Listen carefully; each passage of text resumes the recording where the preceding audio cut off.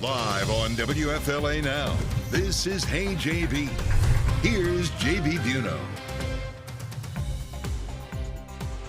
A mother of three vanishes on New Year's Day with no trace of her whereabouts since. Massachusetts authorities working around the clock to find out what happened to 39-year-old Ana Walshe as her husband remains locked up, charged with lying to police. What's the very latest? We're going to break it down here with you live in the Stream Center on WFLA Now. Good morning or afternoon, depending on where you're joining us from. Here, folks, JB Buno here with you live on WFLA Now. By now, if you've been paying attention to the reports on social media, the reports on, of course, various websites, Ana Walshe has been missing since New Year's Day. Her husband remains in custody in Massachusetts, and the Cohasset, Massachusetts community getting fewer and fewer answers as the days go by as to what happened to Ana Walshe. I want to bring in News Nation correspondent, DC correspondent Evan Lambert, who's joining us from Cohasset. Evan, thank you so much for taking some time to help us break this down. You've been on the ground now all week long in Massachusetts, gathering the very latest. We're going to review this case and go into the details here in just a moment. But as our audience is just now starting to file in across all platforms, what is the very latest from Massachusetts? People want to know what happened to Ana. Yeah, of course. That is the lingering and main question. And thanks for having me, JB. The biggest thing that we learned really just from the last few hours is this troubling information out of DC from 2014. So Ana Walshe, in a police report in 2014, called police and said that her husband had been threatening to kill her and friends. Now, he was not her husband at the time. Brian Walsh was a boyfriend at the time in 2014. They hadn't gotten married yet. And the police report actually does not name him, but several sources, I work in DC, I used to work in local news in DC, several sources from the DC Police Department did confirm to us that Brian Walsh was the subject of that police report. It mentions also that he lives in Boston. And also what we've learned about that is that case never progressed from 2014 because police say Ana Walshe at some point stopped cooperating with them. So he was never charged. That case didn't go forward, but we do know that this was a police report that she filed in 2014 saying that over the phone, he had been threatening to kill her and her friends. So obviously that's extremely troubling, granted the fact that investigators are continuing to try to find out what happened to her. And it shows, that obviously, according to her and according to this police report, that he had been violent, at least threatening violence against her in the past. As we're live here on social media with News Nation's Evan Lambert, you can see on the bottom of your screen that we've activated Share to Help. Why have we done that? Because this is still officially a missing persons case. While, of course, there are some grim and ominous discoveries being made over the course of the week, authorities are still holding out hope to find Ana Walshe alive. Let's also not forget, she's a mother of three. Her children, I believe, three sons, Evan, all between the ages of 2 and 6 years old. Those three boys have a mother who hasn't been seen in nearly 2 weeks, a father that is in custody. So that brings us here to the video. We're going to show you some of the video that's going to cycle here on your screen of Brian Walsh arrested this past Sunday, and the evidence that has come out from authorities, grim to say the least. That's a word that we're going to be using quite a bit over the course of this stream. It's just ominous to hear details about the broken knife, the blood that was found in the basement.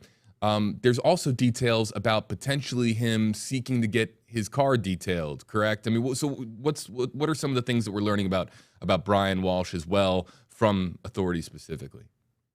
Yeah, so a lot of this, JB, came out of the court proceeding that was on Monday, his arraignment on that charge of lying to investigators about his whereabouts in the days after Ana Walsh's, his wife's disappearance. And so that's the only charge that he's being held on right now. But that's also where we got some of these details that are extremely troubling about what investigators found in the home. As you mentioned, blood in the basement, a knife that was damaged that appeared to have blood on it as well. And then they also told us about what they saw, were able to find about where he did go, where he failed to mention that he went, according to prosecutors. They have him on surveillance video, they say, at a Home Depot in Rockland, Massachusetts. This is relatively close to where his mother's home is in Swampscott. And so they have him on video there on surveillance using cash, they say, to buy $450 worth of cleaning supplies, things like tarps, mops, buckets, tape, things like that. And so obviously that's another big piece of evidence that doesn't look good for him, right? When you put it all together with the fact that blood was found, and at this point, what we've been told the last few days that investigators are going through all that evidence. They also say that and we know that they searched 2 trash facilities in the Boston area and that they recovered items from those facilities. It's unclear exactly what they uncovered, but we know that they're testing all of that, trying to find out if it is going to be of evidentiary value to them. And so far, really, we know that there was blood found in the basement, right? But nobody has said for sure that that blood is Anna's blood. So I imagine that some of that forensic testing would be done to try to determine that.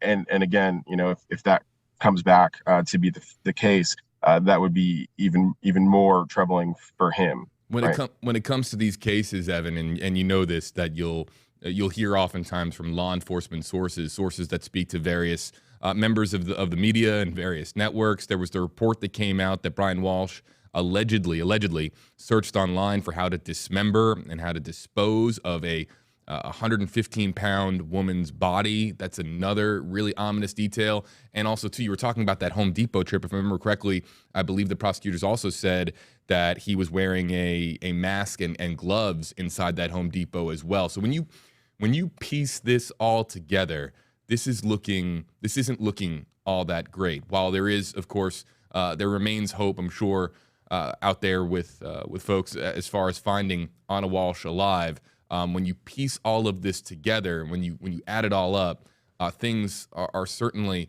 not being pointed in the right direction as of right now. I want to get to some of the comments. You can use hashtag HeyJB. You can use hashtag HeyEvan to have your comment featured on screen. Let's go to YouTube Live for Cassandra. Hashtag HeyJB. What are the next steps in this case? Does law enforcement have to tell us what information they have, or do you think that they will keep it under their vest as they did in the Idaho case, Evan? Yeah, I think they don't have to tell us anything, right?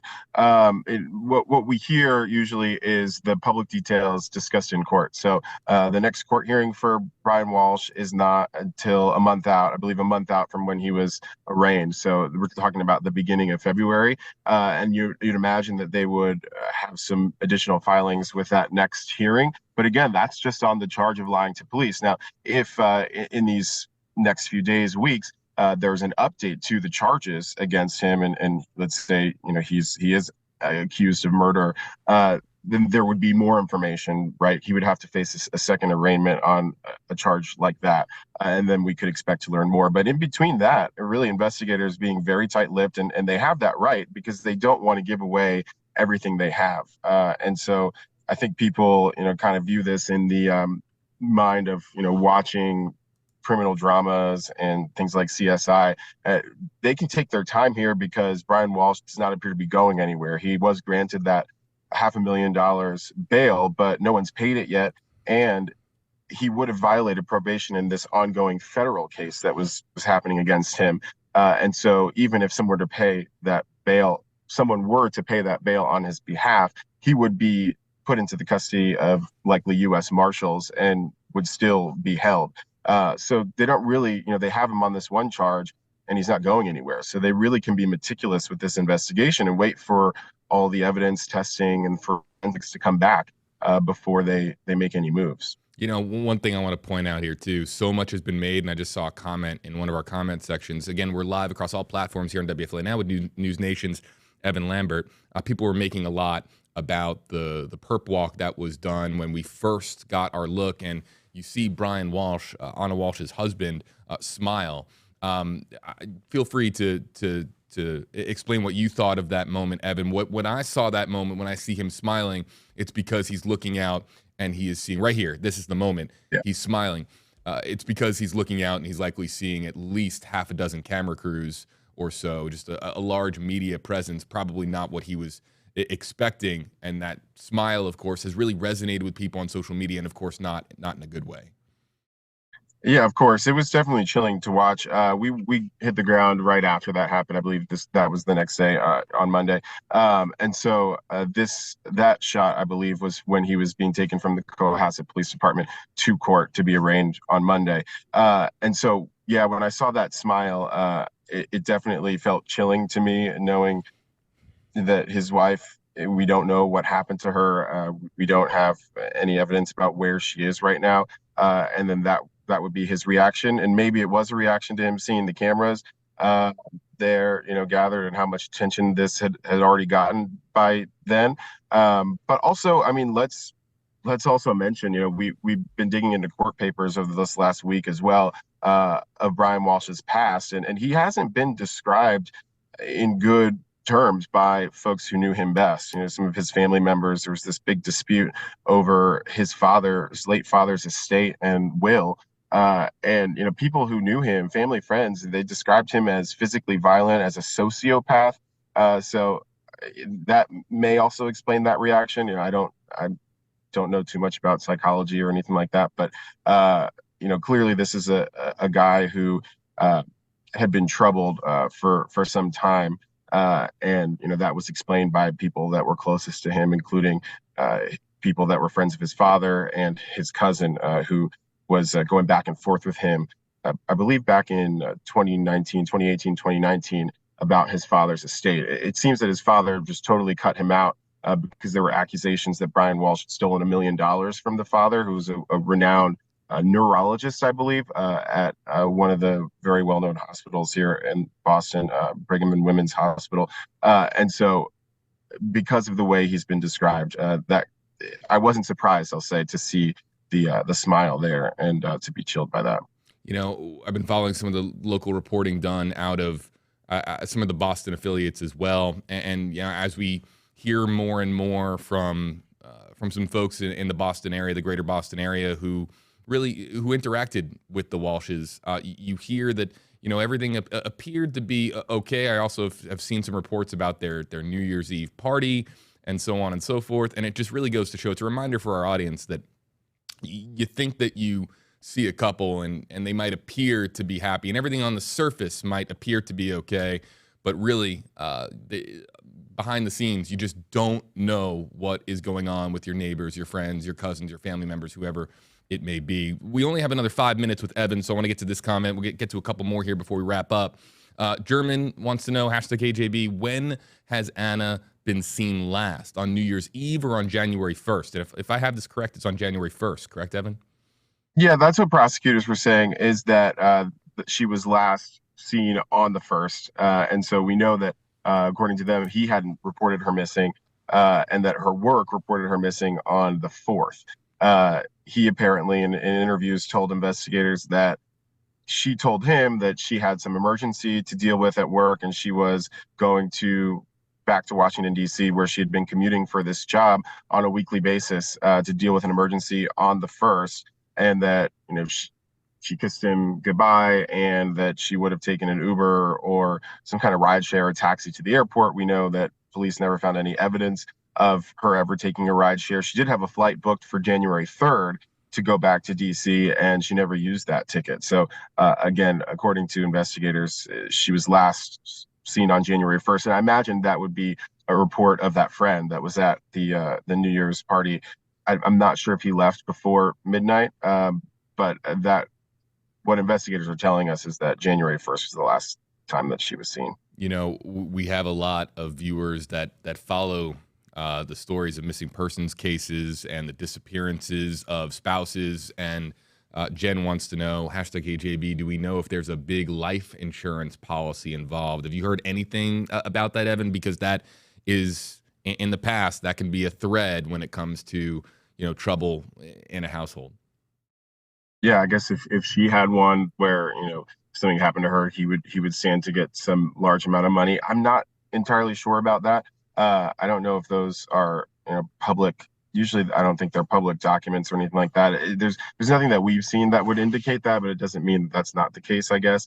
What we do know is that it's something that I wanted to touch on, and our reporting has revealed in the last couple of days, is that there was definitely a rush to sell off some assets by Ana Walshe specifically. She owned a condo in her own name in Revere, which is not too far from here, I guess a suburb of Boston. And she was renting that condo. And we did find that on December 29th, so this was just days before she was last seen, that sale finally went through. And she stood to make about $80,000 in profit on that. I believe she sold the condo for $220,000. We were looking at the deed and the history of the transaction just yesterday. And that was in her own name. So I talked to someone who's familiar with that transaction, with that sale, and that person was telling me that it was relayed to them that they hadn't talked to Ana directly, but it was relayed to them through a sales agent that she really wanted to get rid of this place quickly, and that she wanted to move to DC. And so, I mean, I'm guessing that maybe that was permanently, because we know she had a house that she had recently bought there not too long ago, and where she had stayed during the week. She'd been for some time doing this commute to DC while her husband was here with the children, presumably. And so we know, according to this person familiar with the condo transaction, that she wanted to move to DC. So could that have been one of the things that was causing stress in the relationship? Possibly. And so it's obviously something that investigators would be looking into, I imagine. We're gonna take some more questions in a little bit, but I want to get Evan out on just a couple of really important questions while we have him for another minute or two. Really quickly, Evan. A lot has been made. The video has circulated around social media. The authorities in suits, hazmat appearing suits, looking through that trash station, I believe in Peabody, Massachusetts. We have heard that evidence has been collected, but do we know any specifics on what they found there and how significant it is as far as the case going forward? Yeah, so I mean, it doesn't sound good based on some of the local reporting that we've seen. We haven't been able to independently verify what was recovered from that search in Peabody at this trash facility. This was really pretty close to Brian Walsh's mother's house, where we know police were also investigating a dumpster at that facility that it sounds like may have ended up at the Peabody facility. Because the dumpster was missing. We went there a couple nights ago and saw that the dumpster was no longer there. That was the same night that investigators were at that trash transfer station investigating as well. So it seems along the right lines that investigators believe that the trash in that dumpster would end up at that facility. They have not told us specifically what they found, but I think, JB, you mentioned it before. There were some local reports here, some local media that was citing sources as that some of the things that were found were things that had blood on them, things that appear to be cleaning supplies, maybe match with some of the things that he was seen at buying at the Home Depot. But again, we haven't been able to independently confirm that. Another thing that was pretty troubling in this same reports, they're mentioning a hacksaw found. Yep. And so, again, I don't have that confirmed myself, but this is something that has been reported in the last couple of days. Yeah, Evan, there's trickles of information coming out from a lot of different outlets on this story. The final question I want to ask you really quickly, where the kids are. We're talking about 3 kids who have don't have their mother, don't have their father right now for different reasons. Where those kids are and their well-being, is there anything that you've heard on the ground there in Massachusetts? Yeah, so the state, the Department of Children and Families here in Massachusetts did tell us that the children are in their custody and they're safe. But we don't know any details, and that's because of privacy. Especially the state takes that extremely seriously when we're talking about young people as well. But obviously, we know she has 3 boys under the age of 6 years old, and they are in state custody. And we talked with somebody who said that they had interacted with the family, and that they were hearing that potentially, as part of this state custody, that they were in some kind of foster care. We also know that some of Ana's friends have made public pleas on the news to try to get the children. They want them all to be in the same place with people that they know. And so those pleas are out there, but we don't know if there's been any change in their custody status. But a couple days ago, the state of Massachusetts did tell us that they were in state custody, that they were safe. Evan Lambert of News Nation. Evan, thank you so much. Total pro. And folks, really, you should follow Evan's reporting on this story. Evan, before we let you go, just your plan for the hours and days ahead, where folks can follow you on social media, and what's next in this story for you as you continue to monitor developments. Yeah, thanks. So you can find me at Evan Lambert TV. We're here at least through today, and really in these next couple of hours, I'm going to try to do some on the ground reporting and find out if there's any new leads that we can chase down, any other people that we can talk with. It has been kind of tough. I think it seems like this community is very close knit. It's been pretty tough to track down some of the people that knew this family best. But we have been hearing things here and there. And so that's maybe one of my hopes for today, is to chat with some people that have some insight into this family. But, as you can imagine, the level of grief and questions that they're dealing with, anxiety, knowing that, there just aren't a lot of answers at this juncture, has been tough. So that's kind of what my plan is for today.